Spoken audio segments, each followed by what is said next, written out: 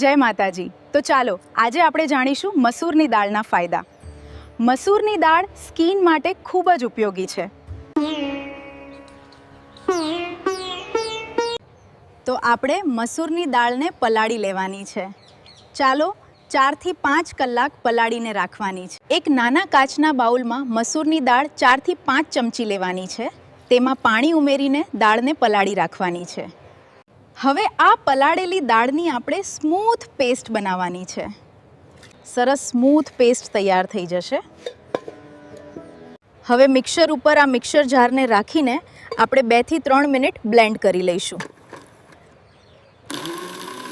હવે આ મિક્સર જારમાંથી આ કેસરી સ્મૂથ પેસ્ટને આપણે બહાર કાઢી લઈશું કાચના બાઉલમાં।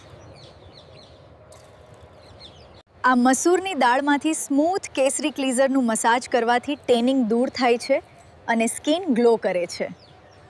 હવે આમાં દહીં મિક્સ કરીને લગાવો, તમે એનાથી પણ ખૂબ સુંદર દેખાશો।